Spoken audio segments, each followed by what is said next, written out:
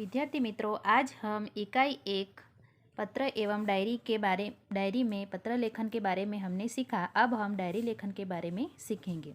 तो डायरी लेखन किसे कहा जाता है?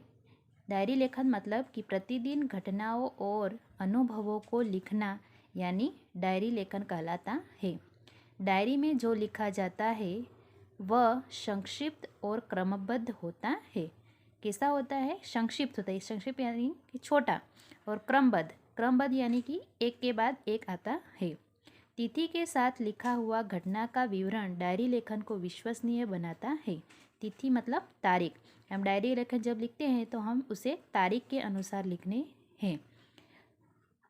विश्वसनीय बना देता है। डायरी लेखन में किसी की निंदा या टीका टिप्पणी से दूर रहना चाहिए। जब हम डायरी लेखन करते हैं तो हम उसमें किसी की निंदा या टीका टिप्पणी नहीं लिख सकते हैं। डायरी लेखन से लेखक के व्यक्तिगत जीवन की ही नहीं बल्कि उसके जीवन काल से संबंधित अनेक महत्वपूर्ण बातों की जानकारी मिलती है। मतलब कि जो भी डायरी लिखता है उसके बारे में हमें उसके जीवन में घटित घटनाओं के बारे में, उससे संबंधित महत्वपूर्ण बातों की हमें जानकारी मिलती है। डायरी के लिए हिंदी में दैनंदिनी, दैनिकी आदि शब्दों का प्रयोग किया जाता है।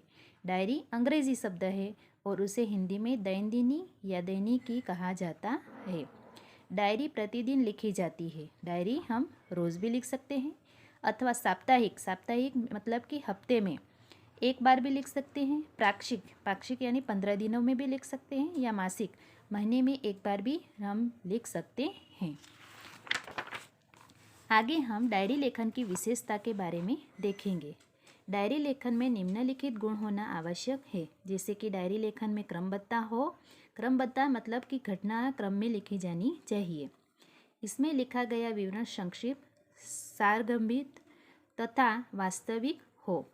डायरी लेखन में जो हम लिखते हैं वो संक्षिप्त यानी कि छोटा होना चाहिए, ज़्यादा लंबा नहीं होना चाहिए।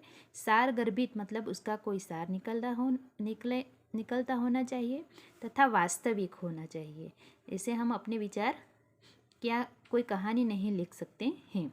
डायरी लेखन में स्थान, तिथि, घटना या तथ्य का स्पष्ट रूप से उल्लेख होना आवश्यक है। यहाँ क्या कहा गया है कि डायरी लिखते समय हम जो घटना लिखते हैं उसका स्थान, कहाँ बनी थी वह घटना हमारे साथ, वह लिखना। तिथि मतलब तारीख, घटना कैसे घटित हुई, यह सब स्पष्ट रूप से उसका उल्लेख करना आवश्यक होता है। चौथा है, डायरी लिखते समय आलोचना, टीका टिप्पणी, बनावटीपन, काल्पनिकता, चित्रात्मकता, अनावश्यक विस्तार से बचना चाहिए। डायरी लिखते समय हमें कौन सी बातों से बचना चाहिए? जैसे कि किसी की आलोचना करने से, किसी की टीका टिप्पणी से बचना चाहिए। बनावटीपन से, काल्पनिकता से, हमारी कल्पनाओं के बारे में हम नहीं लिख सकते, एवं कोई चित्रण नहीं कर सकते, चित्रात्मकता नहीं कर सकते, और अनावश्यक बातें हम उसमें नहीं लिख सकते हैं। डायरी लेखन के लाभ। डायरी लिखने से क्या लाभ होते हैं? तो डायरी लेखन के अनेक लाभ हैं। जैसे कि पहला, इससे जीवन में घटी घटनाओं की जानकारी प्राप्त होती है। हम जैसे कि आज से 1 साल पहले हमारे साथ क्या घटना घटी थी ये हमें याद नहीं रहता है, लेकिन हमने डायरी में इसके बारे में लिखा हो तो हम उसे पढ़कर वो घटना को याद कर सकते हैं।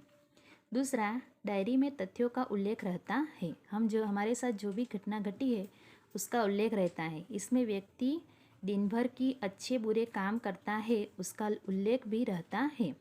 व्यक्ति जो दिन में अच्छे क्या क्या काम किए, अच्छे या बुरे जो भी काम किए उसके बारे में लिख सकता है, जिससे हमारे जो बुरे काम है इससे सने सने या धीरे धीरे हमारे से जो गलती हुई वो गलतियों से हम बच सकते हैं और उसे हम सुधार भी सकते हैं।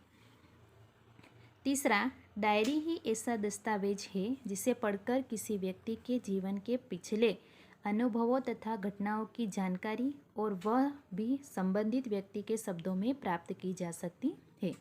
मतलब कि डायरी ही द्वारा ही हम किसी भी व्यक्ति जो डायरी लिखता है उसके जीवन में घटित घटनाओं तथा उससे हुए अनुभवों को हम उसी के शब्दों में अच्छी तरह से जान सकते हैं। तो मित्रों, ये था हमारे डायरी लेखन की समझ। अब मैं आपको इस इकाई के प्रश्नों के उत्तर भेजूंगी, वो आपको आपकी नोटबुक के अंदर अच्छी तरह से अच्छे अक्षरों से लिखना है।